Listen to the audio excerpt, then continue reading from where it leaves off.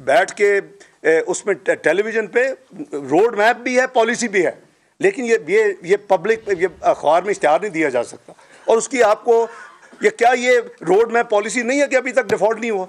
हर बंदे ने कह दिया कि डिफ़ॉल्ट होगा, तो कैसे बच गया भाई? कुछ कर रहे हैं ना, मैनेज कर रही है पूरी टीम, मैनेज कर रही है, मिल के कर रहे हैं, बचा रहे हैं अल्लाह के फल से। कोई एक आप मुझे एक पेमेंट दिखा दें कि जो ग्लोबल मल्टीलैटरल या बायोलैटरल ड्यू हो तो हमने पे ना की हो।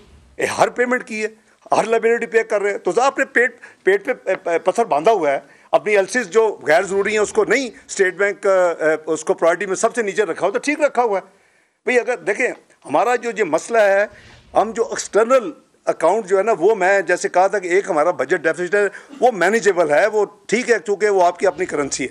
जो हमारा एक्सटर्नल है, हमें उतना खर्च करना चाहिए जितना हमारे रिसोर्सेज हैं, इसको हमें मैनेज करना पड़ेगा, वरना हम ब्लैकमेल होंगे। और ये इसकी जो है अशद ज़रूरत है। और काश के 5 साल पहले मेरी बात सुन ली जाती इस मुल्क में, और मैं जो कहता था कि उतना हम खर्च करें जितना हम अफोर्ड कर सकते हैं, तो आज पाकिस्तान यहाँ नहीं खड़ा होता। मैं किसी से डिबेट करने के लिए तैयार हूँ, मेरे साथ आ जाए जिन्होंने मेरी बात नहीं मानी। हमने वो खर्च किया जो हम अफोर्ड नहीं कर सकते थे। आज हम इसीलिए दरबदर होकर अपने फॉरेन एक्सचेंज को ढूंढ रहे हैं। मैं मशकूर हूँ कि जो अदारे हैं उनकी जो लीडरशिप है, they are fully cooperating now. They believe के पाकिस्तान को हमने सेल्फ रिलायंट बनाना है। दे बिलीव कि हमने वही खर्च करना जो हम अफोर्ड कर सकते हैं। मैं उनको कॉम्प्लीमेंट करता हूँ। मैं प्राइम मिनिस्टर के जो कंजर्वेशन मेजर्स हैं, जो उनके ऑस्टेरिटी मेजर, मैं उसको भी मैं अप्रिशिएट करता हूँ, सलाम पेश। देखिए कौमें इसी तरह बनती हैं। हम सब ने अगर अपना अपना हिस्सा डालेंगे तो पाकिस्तान इंशाल्लाह ना सिर्फ उस क्वागमार से निकल जाएगा। क्या यही पाकिस्तान नहीं था जो 24वीं मईशत था दुनिया की? क्या कैसे ये 47वीं मईशत बन गया एक कलील 4 साल के अरसे में? क्यों? उसकी वजूहात हैं, और उसको हमने अपना इंट्रोस्पेक्शन कर रहे हैं, अपना हमने उसको तजिया कर रहे हैं, और फिर हमें चाहिए कि हम आइंदा के लिए अपने आप को ठीक रास्ते पे लगा दें एज बहसियत कौम। ये हुकूमत आनी जानी है। ये आज हम हैं, कल कोई और था, कल कोई और होगा। इसमें कोई ऐसी किसी की परपेचुअल कोई नहीं है, ये कोई मनार्की नहीं है। लेकिन ये ज़रूर होना चाहिए कि जो मर्जी आए, मैं कोई आवाज़ में तो नहीं ये कहता था कि चार्टर ऑफ इकोनॉमी होनी चाहिए। अगर हुई होती, मेरी बात मानते 20, 13 में, 14 में, 15 में, 16 में, 17 में, तो कम से कम आवाम आपको पकड़ती कि आपने ये साइन किया था, आप क्यों इसको कर रहे हैं, डिरेल कर रहे हैं, ये इसको फ्लाउट कर रहे हैं। नहीं किया। अब इनको याद आ जाती है चार्टर ऑफ इकोनॉमी की। उस वक्त किसी को कान पे जूं तक नहीं रेंगती थी। तो बात यह जी कि ये वो नॉन एंटिटीज़ हैं कि जी रिज़ाइन करे। भाई क्यों रिज़ाइन करूँ मैं? कौन हो तुम? बिलियंस ऑफ रुपीज़ जाके जो डिफेंड दे गए थे, तुम्हें तो जेल में होना चाहिए। तो बात यह है जी कि मैं एक इबादत समझ के कर रहा हूँ। मुल्क को ज़रूरत होगी, मैं हाजिर हूँ पार्टी को, कोलिशन पार्टी को। मुझे मत बताएं टॉक शोज़ में बैठ के, मुझे पता है आपने क्या किया। आपने इस मुल्क का बेड़ा गर्क किया। आपको रेवेन्यू इकट्ठा नहीं हुआ, आप बीमार हो गए, आप जाके इस दूसरे शहर में मुंतकिल हो गए। अभी तुम बैठते हो आके सियासत करते हो, ऐसे थर्ड रेटेड किस्म की सियासत करते हो। मुल्क को भी नुकसान पहुँचता है, मुझे तो नहीं पहुँचता। मुझे क्या फ़र्क पड़ना है? मैं तो अल्लाह के फल से, मेरी तो सैलरी भी आज से 30 साल तक हमेशा चैरिटेबल कामों में जाती है, या किसी हॉस्पिटल में जाती है, या यतीम खाने में जाती। मैं अपने मुल्क के लिए कर रहा हूँ। तो मुझे अगर अपना इस पीडीएम ने, हुकूमत ने मुझे एक जिम्मेदारी दी है, मैं पूरी कोशिश कर रहा हूँ। ये अमानत है, कौम की अमानत है, पीडीएम हुकूमत की अमानत है। अल्लाह ताला ने जितना काम लेना है। लेकिन इस तरह के थर्ड रेटेड बैठ के बातें मत करें जो मुल्क को नुकसान हो। कि जी कोई पॉलिसी नहीं है, कोई रोड मैप नहीं है, मुल्क डूब रहा है, इससे डिफ़ॉल्ट हो चुका है, डिफ़ॉल्ट हो जाना है। ये मैं समझता हूँ कि कौम के साथ और मुल्क के साथ ज़्यादती है। जी बहुत शुक्रिया जनाब। ये तो अच्छा किया कि आज आपने न्यूज़ कॉन्फ्रेंस कर दी। बाज़ न्यूली बॉर्न रिपोर्टर जो हैं वो आपसे एक्सपेक्ट कर रहे थे कि आप मीडिया से इंटरेक्शन नहीं करते। आज आप मीडिया के सामने आ गए। एक बात बड़े वसूख के साथ कही जा रही है कि पाकिस्तान के हालात इतने अबतर हो रहे हैं कि आप फाइनेंशियल एमरजेंसी लगाना चाहते हैं। एक पॉइंट ये क्लियर करें। दूसरा ये है डॉक्टर साहब के पिछले दिनों 2-3 दिन पहले राजद एक बात आई कि एक ऐसा कमीशन बनाया जाए जो इस बात को प्रूव करे कि ये जो इस वक्त पाकिस्तान की फाइनेंशियल रूज हैं, इसका जिम्मेदार आप हैं या आपके प्रेडिसेसर थे। एक बात और उसके लिए, उस कमीशन के लिए बतौर एक तालिब इल्म के मेरी ये तजवीज़ होगी कि वो जुडिशरी से नहीं होना चाहिए, बिकॉज जुडिशरी तो एक आदमी को लुक आफ्टर कर रही है आजकल। ये एक पार्लियामेंट्री कोई कमीशन हो जो इस बात को डिटरमिन करे, क्योंकि अभी आपने जो कुछ कहा है ये तो उनके डेफेयर पे जाएगा, उनको ये बात ना उन्होंने माननी है, समझनी है। तो लिहाजा आप इस तरह की एक प्रपोजल है, इसके ऊपर आपका क्या रिएक्शन होगा कि एक पार्लियामेंट्री कमीशन बनाया जाए जो डिटरमिन करे कि इन माशी खराबियों की जिम्मेदारी आप पर है या आपसे पहलों पर है। और एक आखिरी छोटी सी बात कि ये जो मुश्किलात चल रही हैं पाकिस्तान की और आम आदमी की, गरीब आदमी की, इसकी डेडलाइन कब क्या है, कब तक ये इनको को राहत मिल सकेगी? शुक्रिया जनाब। आपने अपना साले साहब 3 सवाल किए हैं। अब कोई एज ऑफ नाउ कोई फाइनेंशियल इमरजेंसी की ज़रूरत नहीं है, ना ही कोई प्लान है, ना ही अंडर कंसिडरेशन। नंबर 1 ये मैं आपको बड़ी ज़िम्मेदारी से शेयर कर रहा हूँ कि कोई ऐसी बात नहीं है। नंबर 2 जो आपने कमीशन की बात की, फाइनेंशियल रूल्स की बात की, मैं 100% सपोर्ट करता हूँ, लेकिन पार्लियामेंटेरियन का ना बनाए। वो हम एक ही फैमिली हैं सारे पार्लियामेंटेरियन। बेहतर है कि इंडिपेंडेंट एक्सपर्ट्स का बने, जो प्रेफरेबली जिनकी क्रेडिबिलिटी हो, जो अपना एपॉलिटिकल हो, और ज़रूर बनना चाहिए। और उसका TOR सबसे पहला ये होना चाहिए कि 24th इकोनॉमी से 47th क्यों बनी, उसके रीजंस और उसका, ताकि हम सबक सीखें। जब मैं ये नहीं कह रहा कि खुदा ना खास्ता कोई आप किसी को फांसी लगा दें, लेकिन उसके हम सबक सीखें ना। ये तो एक हकीकत है कि मैंने तो नहीं रेटिंग की ना, मैंने तो 24 जो रेटिंग पाकिस्तान की थी मैंने तो नहीं की, प्राइस वाटर्स कूपर्स ने की थी, या 47th की तो ग्लोबल अदारे ने की है पिछले साल। तो ये बनना चाहिए। और जो हमारी कमज़ोरियां हैं इस तरह के जो हमारे, उसको ज़रूर देखना चाहिए, उसके ऊपर फिर हमें सबक सीखना चाहिए। ये नहीं कि फिर वो किताब की या रिपोर्ट की सूरत में कभी बाहर ही ना आए, हमूदुर रहमान कमीशन की रिपोर्ट हो या एबटाबाद की हो या इस तरह को, उसको फिर कौम को देना चाहिए और कौम को पता। मैं बिल्कुल, जहाँ तक मुश्किलात है, देखें हमारी पूरी कोशिश 2013 में इसी किस्म के सवाल थे, जब हम सब इकट्ठे बैठते थे कि यह कब होगा, मैक्रो इकोनॉमिक स्टेबल कंट्री है, 7 महीने में डिफॉल्ट है, डॉक्टर साहब 200 कितों निकलोगे, यही थे ना जी उस वक्त। तो मैं देखें, मैं अपने आप को, तो मैं एक बड़ा हम्बल और बहुत आजिज़ सा इंसान हूँ। मैं समझता हूँ कि हमने पूरी कोशिश करनी है, जो अल्लाह ने कोई इल्म दिया है, सोच दिया है, कोई तजर्बा दिया है 30 साल में, उसको पूरा तरह का, बाकी रिजल्ट्स साले सब अल्लाह ताला देते हैं। और वो मुल्क जिसको कोई सोच भी नहीं सकता था, वो 3 साल में उसकी सारी दुनिया तारीफ़ें कर रही थी, रेटिंग्स एजेंसी तारीफ़ें कर रही थी, तमाम world bank, IMF, Asian development bank, आप यू नेम इट, IFC, सब उसके सरबराह आपके मुल्क में आ रहे थे। इसी कैपिटल में सरीना और मैरियट में बैठ के आपकी तारीफ़ें करें। तो अल्लाह तो अब भी हमें मुकम्मल यकीन ईमान के साथ कोशिश करनी, वो हो रही है। वो मैं अपनी टीम का बेहद मशकूर हूँ कि ये बेचारे ना हफ्ता देखते हैं, ना इतवार देखते हैं, ना रात देखते हैं, ना दिन देखते हैं। तो वो हम लगे हुए हैं, और आपकी दुआएं और कौम की दुआएं, इंशाल्लाह हम निकल जाएंगे, मेरा यकीन है। और मैं तो यहाँ तक कॉन्फिडेंट हूँ कि ये 30 जून तक हम इंशाल्लाह इस स्टेट बैंक के रिजर्व जो है $10 बिलियन से ऊपर ले जाएंगे, और नेशनल रिजर्व 16 बिलियन के करीब इंशाल्लाह अल्लाह ने चले जाएंगे।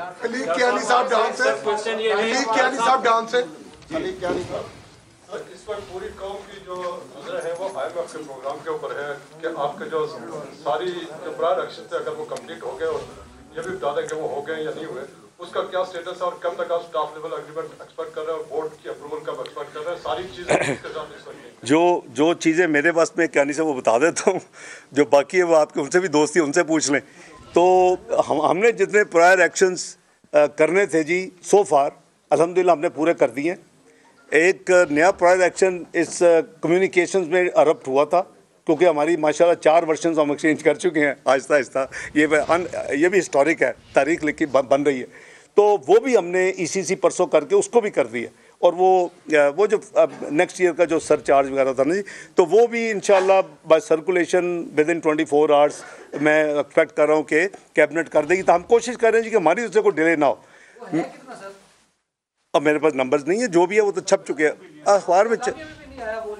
हैं जी, है जी, उसका नंबर्स नहीं है कि 3.82 है या 3.23 है, लिखा हुआ है यार। ये कैसे हो सकता है कि नहीं होगा? अच्छा चले, मैं आपको अभी मंगवा देता हूँ जी, मैं मंगवा देता हूँ आपको। अच्छा डॉक्टर साहब, आपसे क्वेश्चन ये है। डॉक्टर साहब, मेरा ताल्लुक खैबर TV से है। डॉक्टर साहब, मेरा ताल्लुक, डॉक्टर साहब सर ये क्वेश्चन आप कीजिएगा। मैं ये कंडक्ट कर रहे हैं यार, मैं आपकी मेहरबानी भैया। सर ये फिर एक ही तरफ सारे क्वेश्चन जा रहे हैं। भैया इधर भी आओ जी।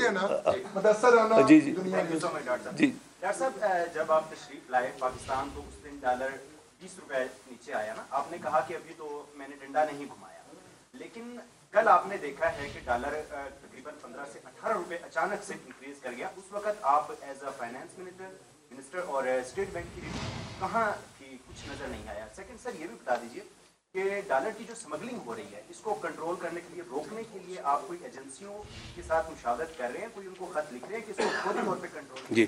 जी भाई, ये बिल्कुल आपने जो फरमाया, देखें मैंने भी आपने जो थोड़ा सा बातचीत की है उसमें मैंने क्लैरिफाई किया है कि ये अब मॉनेटरी पॉलिसी और एक्सचेंज रेट की मैकेनिज़्म मैनेजमेंट वो हमारी है स्टेट बैंक ऑफ पाकिस्तान की। हमने कानून अपने खुद चेंज किया है, अभी 2-2.5 साल ही हुए, और उस पर किसी किस्म की इंटरवेंशन नहीं है।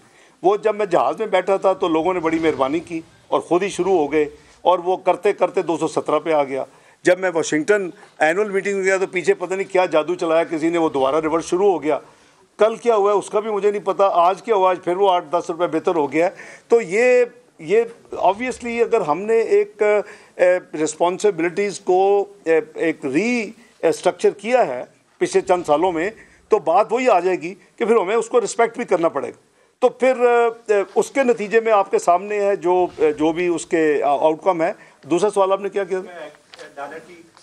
स्मगलिंग, जी, उस पर भाई हमने काफ़ी मीटिंग्स की हैं, और उस पर स्टेट बैंक भी, कस्टम्स भी, इन्होंने काफ़ी कंसाइनमेंट्स पकड़ी भी हैं।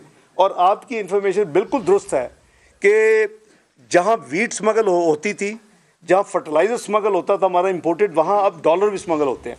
और वो उसकी कई वीडियोज़ आ चुकी हैं और कई कंसाइनमेंट ये पकड़ चुके हैं। अपना तारक पाशा साहब और चेयरमैन FBI साहब बैठे हुए हैं, ये तफसील दे सकते हैं। तो हमारी पूरी कोशिश है कि ये स्मगलिंग को जितना हम टॉप कर सकें, क्योंकि वो हमारा एक फ़्लो जा रहा है हमारे मुल्क से जो जाना नहीं चाहिए। मैं नाम नहीं लूँगा, एक सिक्योरिटी एजेंसी ने तारक बाजवा साहब को बताया कि जी 1 साल में उनकी जो सिक्योरिटी वैन्स हैं वो $2 अरब कैश लेके जाती हैं पेशावर में। ठीक है जी, $2 अरब, यानी आपके साउथ से नॉर्थ जाता है, वहाँ कहाँ जाना है? ज़्यादा स्मगल होगा, कहीं जा रहा है ना। $2 अरब कैश, तो उसकी मैं आप सोच विचार में हूँ कि उसको कैसे रोका जाए। डॉक्टर साहब सर क्वेश्चन लीजिएगा। डॉक्टर साहब इस वक्त मालकन डिवीजन में लाखों की तादाद में NCP गाड़ियां चल रही है। अगर सरकार उनको रेगुलराइज करे तो इसकी मद में सरकार को मोर देन 20 to 30 और $40 बिलियन कलेक्ट हो सकते हैं। FBR के चेयरमैन बैठे हुए, बाकी ऑफिशियल्स भी है। आप अंडर राइट करते हैं, $10 बिलियन कर दें अंडर राइट, तो मैं इस पे फिर जहाँ भी लड़ाई होगी देखी जाएगी। क्योंकि एक तो वो FBR आ जाता है, वो बेचारे को उसको मुर्दे इल्ज़ाम ठहराया जाता है, लेकिन ये नहीं देखते कि हम IMF के प्रोग्राम में हैं, हम एमनेस्टी भाई नहीं दे सकते। प्लीज़ आप पाकिस्तानी होकर सोचें ना। या मुझे कह दें कि नहीं करना जी, हमने IMF छोड़े, आप डॉलर भी ओपन करें, जो जमा कराता है पता नहीं 1-2 बिलियन डॉलर भी आ जाए, लेकिन आपके तो इतना बड़ा अमाउंट आपने बता दिया मेरा भाई, $10 बिलियन आ जाए तो क्या बात। अच्छा, 30 से 40 अरब रुपए, वो भी अच्छा खासा रेवेन्यू है। चलें जी, ये जरा पता करें तारक साहब, क्या कोई है तो पॉसिबिलिटी? सर, एक जो IMF की एक प्रायर एक्शन था सर, वो 2 ममालिक से कंफर्मेशन जी, चाइना ने तो आपको प्रायर एक्शन नहीं है। अब क्या सऊदी अरब और UAE और जो बाकी ममालिक हैं उनकी कंफर्मेशन हो चुकी है?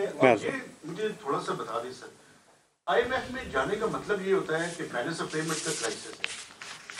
ये क्या मंतिक है कि कंफर्मेशन भी हम करवाएं और ये प्रायर एक्शन? तुम मिलते रहते उधर भी यही गल् करे करो, से मैं ना सुनाओ, मैं तो बिलीव करना। बहरहाल ये प्रायर एक्शन नहीं है। बाय द वे, एक्सटर्नल जो अकाउंट में जो भी गैप है वो उस पर भी हम, वो एक वन ऑफ द 2 कह लेंगे अब पेंडिंग आइटम जो हम कर रहे हैं, और हम रीजन्स के साथ आई वुड से कि ऑलमोस्ट श्योर हैं कि जो उनका नंबर है वो जो आप छाप चुके हैं, इसी में बता देता हूँ। कल ब्लूमबर्ग वाले ने भी वही नंबर कोट किया चाइनीज़ फॉरेन ऑफिस को, तो ये पब्लिक हो चुका है $7 बिलियन का। वो 7 नहीं है, 5 है मेरे नज़दीक। देखें ना, अगर हमारा करंट अकाउंट डेफिसिट 7 महीने का 3.8 बिलियन है, मैंने इनसे पूछा है नंबर तो मिडल ऑफ मार्च में आएगा, फरवरी का, तो वो इनके हिसाब से कोई 400-450 मिलियन से ज़्यादा नहीं है। अगर 8 महीने का ये नंबर है 4.2 तो वो कैसे होगा 8 बिलियन 8.2 ये इस तरह तो हो ही नहीं सकता। तो मैं समझता हूँ कि 1 बिलियन उसमें ईजीली गुंजाइश है कि उसको कम कर दिया जाए तो 6 रह जाएगा। और देखें हमने अगर 3 बिलियन से ज़्यादा नॉन चाइनीज़ कमर्शियल बैंक्स को वापस कर चुके हैं और once we are in the programme तो आई एम श्योर कि उसमें से आधे तो जरूर हमें वापस वो फैसिलिटीज मिल जाएंगी। चाइना ने तो 100% दोनों ने दे दी हैं। तो ये अगर दोनों नंबर ले लें तो मेहताब साहब वो आपका बैलेंस जो है वो पूरा हो जाता है। तो वो लेकिन प्रायर एक्शन नहीं वो है 2 और 1 वो है वो मिल जाएगा।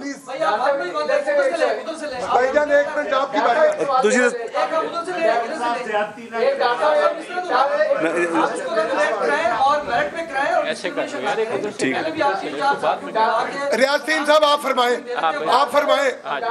रियाज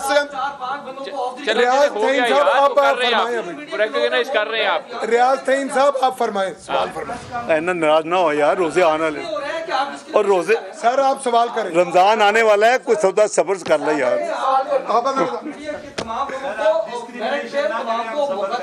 आपकी इतनी लंबी तकरीर सुनी है, कौम आपकी तरफ देख रही है। हाँ जी जी, ताड़े वाली भी देख रही कौम। मीडिया के जो लोग हैं इनको भी मौका सवाल कर तो दे रहे हैं नहीं भाई, दे रहे हैं ये तो कर रहे हैं। सर आप सवाल तो कर लेते हैं अब यार, ऊपर खड़े में सर ये बताएं पीडीएम की गवर्नमेंट ने अप्रैल से लेकर अब तक कितने कर्ज लिए हैं, कितना कर्ज लिया है और उस कर्ज की वजह से जो गुर्बत से लकीर है उसके नीचे कितने लोग हैं, ये आप डाटा मुझे बताइए। Simple question. आप इतने साहब ने कल कहा है कि मईशत के साथ आप खिलवाड़ हो रहे हैं, इसका जवाब देखिए। उनका सवाल तो मैं उन्हीं से पूछ लें।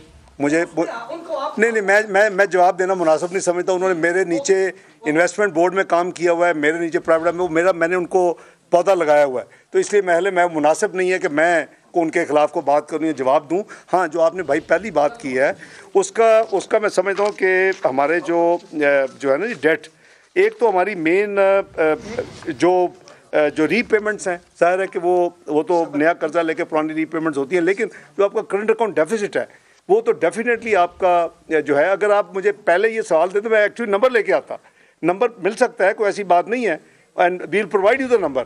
लेकिन इसकी वजह से आप जो कह रहे हैं कि महंगाई में इजाफा या गुर्बत में इजाफा, इतना बड़ा कर्ज नहीं लिया। जो आपके पास बजट डेफिसिट है वो बिल्कुल कर्ज़ों में इजाफा होगा और कोई भी उसको डिनाई नहीं कर सकता। जिस साल का बजट डेफिसिट होता है उसका मतलब है कि जाहिर है कि वो आपको किसी ने तोहफा तो नहीं देना, आपने वो कर्ज ही लेके करना है। लेकिन आपको नंबर अगर एग्जैक्ट चाहिए तो मैं आपके नंबर मैं लगा देता हूँ। लेकिन एक्सटर्नल डेट तो मैंने भी आपको अर्ज किया कि दिसंबर तक $4 बिलियन कम हुआ, 130 बिलियन से 126 बिलियन पे as of today, sorry as of December end. जी डॉक्टर साहब छोटे 2-3 सवाल है। एक तो इमरान खान साहब कहते हैं कि ये इम्पोर्टेड हुकूमत है, अमेरिका से आई है जी, तो इस IMF में जो आपको गैर मामूली सिचुएशन का सामना है, आपसे कुछ बात भी हुई थी, इसमें अमेरिका का क्या रोल है? और आप तो उनके लाडले थे, आप इमरान खान के बकौल आपको लेके आए, तो फिर आपकी इतनी मुश्किल क्यों है? दूसरा सवाल ये है, लाडले बदलते भी रहते हैं। सर सदर ने आज पंजाब में इलेक्शन कराने का ऐलान किया, आपने फाइनेंस मिनिस्ट्री में भाजपा साहब को पता है आपको, आपने जवाब दिया कि पैसे नहीं है। अब आपको दोबारा लेटर आ रहा है, पैसों का भी बता दें। तीसरा ये है कि दोबारा आपको जून में आप जब IMF प्रोग्राम कंप्लीट होगा तो आप इतनी कंफर्टेबल पोजीशन होगी कि आपको दोबारा दूसरा IMF प्रोग्राम ना लेना। ये दो सवाल सनाल साहब मैं अर्ज़ करता हूँ। जी अच्छा, एक तो जो 30 अप्रैल के हवाले से जो पैसे की आप बात कर रहे हैं, देखिए वो एक लीगल प्रोसेस चल रहा है और जहाँ तक मेरी इत्तला है कि governor KP is very clear कि जी वो वहाँ इलेक्शन नहीं हो सकते लॉ एंड ऑर्डर सिचुएशन की वजह से। अभी वो जो मेरी इत्तला है कि वो कोई अक्टूबर-नवंबर से पहले उनके हिसाब से इलेक्शन नहीं हो सकते, नंबर 1। नंबर 2, जहाँ तक पंजाब का ताल्लुक है वो गवर्नर और फिर ECP ने करना है। तीसरी जो कंट्रोवर्सी मैं मीडिया में देख रहा हूँ कि जब से ये फैसला आया कल से, वो एक ग्रुप कह रहा है कि ये फैसला 3 वर्सेस 2 से है, दूसरे लोग कह रहे हैं ये 4 वर्सेस 3 से है, और 2 जो पहले जिन्होंने जुडिशल फैसला दे के उसके बाद बेंच रिकम्पोज हो गया। It's a very serious question. So अब क्या फैसला करती है PDM गवर्नमेंट, वो ऑब्वियसली मुझे अभी तक कुछ नहीं पता कि क्या वो रिव्यू फाइल करेंगे या क्या। अब जो लीगोज हैं तमाम पॉलिटिकल पार्टीज़ के, चाहे वो PMLN हो या PPP हो या JUI हो, सारी दूसरी पार्टीज़ भी वो फैसला करेंगी, ज़ाहिर है कि। लेकिन जहाँ तक देखें, हमें फैसला ये कर रहा है इससे कॉमन सेंस, जो इस वक्त जो हमारे ज़ाहरी, और मैं बड़ी आपको दिल से ये बात करने लगा हूँ, जो हमारे ज़ाहरी और बातनी जो प्रेशर्स हैं ना इस वक्त, जो नज़र आ रहे हैं, जो नहीं नज़र आ रहे, जो आपके साथ शेयर किए जा सकते हैं, जो नहीं शेयर किए जा सकते, जो आपको बताए जाते हैं या जो नहीं बताए जाते, कंबाइन टुगेदर, मैं समझता हूँ कि हम उस फेज से गुजर रहे हैं कि अगर हमने होशमंदी के साथ कंडक्ट ना किया तो खुदा न खास्ता रियासत को नुकसान हो सकता है, और हमें रियासत को बचाना है। सियासत आती जाती है, सियासत, हम कोई बॉन्ड सियासतदान नहीं है, इसलिए मैं समझता हूँ कि हमारी सबकी ये होनी चाहिए कि पाकिस्तान फर्स्ट। हमने ये रियासत को इलेक्शन से भी नुकसान हो सकता है जी, रियासत को इलेक्शन से भी नुकसान हो सकता है। इलेक्शन आपका स्कीम देखिए, मेरे साथ आप 2 घंटे बहस कर लें, इसके बाद मैं आपको बता देता हूँ आपकी स्कीम ऑफ थिंग्स हैं। आप एक आर्टिकल से बात करें 90 दिन, क्या पाकिस्तान में 3 दफ़ा 90 दिन में इलेक्शन यानी बियॉन्ड नहीं हुए? मैं तो नहीं कह रहा ना, हम उसी आर्टिकल को इन्फोर्स कर रहे हैं। क्या आपके इस वक्त सेंसस पे पैसे नहीं लग रहे? ये जो अभी इलेक्शन करेंगे, क्या सेंसस मुकम्मल हो जाएगा? तो आधा मुल्क जो है वो सेंसस के पुराने सेंसस पे हो रहा होगा इलेक्शन, आधा जो मुल्क है वो नए सेंसस पे होगा। क्या आपकी 18वीं तरमीम ने ये नहीं कहा कि जी आप तमाम केयर टेकर न्यूट्रल सेटअप पूरे पाकिस्तान में होना चाहिए? कोई विजन था ना, पार्लियामेंट ने फैसले, मैंने आपने तो नहीं किया ना, ये अकेले में था। अब उसका मतलब है कि इलेक्शन एक ही वक्त में होने चाहिए। क्या चौथा, क्या आपके फालतू पैसे नहीं लगेंगे? कि आप एक दफ़ा दो सूबों के इलेक्शन करवाएंगे, सब कुछ मोबिलाइज करेंगे, आप फिर दोबारा मोबिलाइज करेंगे इस वक्त? तो उसमें मैं आपको बता देता हूँ कि आपके करीबन 15 अरब रुपए ज़्यादा लगेंगे। हमें तो एक पैसा बचाने की ज़रूरत है इस वक्त जो पाकिस्तान जिस फेज से गुजरा है। तो भाईजान ये 4-5 जो चीज़ें हैं, अगर ये नहीं, मैं I am not against election, होने चाहिए, लेकिन अगर कोई 2-4 महीने आगे पीछे होकर को अगर हो सकते हैं एक ही वक्त पे, और आपका सेंसस भी हो जाए, आपका सेंसस के साथ आपका दोबारा चैलेंज ना हो। चौथी चीज़, अगर अब आप कराते हैं तो 3 हुकूमतें बैठी होंगी, 2 सूबों में इलेक्शन हो रहे होंगे। जब जनरल इलेक्शन होंगे उस वक्त 2 सूबों में हुकूमतें होंगी, 3 इलेक्शन, उसको क्या चैलेंज नहीं लोग करेंगे कि जी तो हुकूमतें या तो न्यूट्रल सेटअप तो ना हुआ ना जी। आपकी जो स्कीम ऑफ थिंग्स आपने बनाई, तो मेरी गुजारिश है कि इलेक्शन का तो कोई 2 राय है ही नहीं है, वो हमारा हाल ही वही है, लेकिन उसको थोड़ा सा एडजस्ट करना। और ये नहीं है पहली दफ़ा होना, मैंने 3 दफ़ा मैंने आपको मोहतरमा के अर्थक्वेक फ्लड्स तो 3 दफ़ा तो हो चुके हैं। आपका आइन कहता है कि भी अगर कोई चीज़ जिसकी टाइम लाइन है उसके नहीं होगा तो that would not be invalid, तो आपका आइन उसकी भी इजाज़त देता है। तो मैं तो नहीं फैसला कर रहा, फैसला तो मोअज़्ज़ज़ जज साहबान ने करना है और जुडिशरी ने करना है। पर ये चीज़ें मुल्क के तनाजुर में, ओवरऑल तनाजुर में देखनी चाहिए कि हम किधर खड़े हैं ना। हम सिर्फ चंद 1-2 बिलियन, फिर भी 15 बिलियन एक्स्ट्रा चाहिए आपको अगर ये तोड़ के इलेक्शन हो। अब आपके सामने अच्छा जो देखिए मेरी अपना सनाला साहब, it's too early to say anything. सानू तो लंघन दो, तुम ये सवाल करोगे मैं जवाब देंगा, वो तो मैनू एक क्वेरी आ जाएगी। तो मेहरबानी करो चलन दो, मैनू ऐसा ले कर लें दो, मैं स्टाफ कर लें दो। तो बस करिए, बस करो यार, तो इंटरव्यू करा देने बाद ज़हीर अब्बासी साहब विजनर रिकॉर्डर से आप उठे ना यार। बैदा यार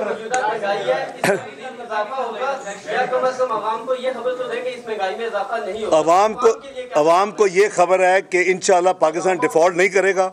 अवाम को ये खबर है कि जो पाकिस्तान की बदतरीन तबाही की जो गाड़ी चल रही थी उसमें रुकावट आएगी। अवाम को ये खबर है कि इसको वापस 24th इकॉनमी की तरफ से 47 से उस रास्ते में दोबारा चलाया जाएगा। ये कितना वक्त लगता है अल्लाह को पता है। हमारी एक सेकंड, अवाम के लिए ये खबर है कि ये जो इस वक्त टाइट पोजीशन है रिजर्व्स की और हम जब परेशान हैं, ये जून तक बहुत बेहतर हो जाएगी। ज़हीर अब्बासी साहब जहीर अब्बासी साहब बिजनेस रिकॉर्डर से, जहीर अब्बासी साहब बिजनेस रिकॉर्डर से, यार बस कर यार, जहीर अब्बासी साहब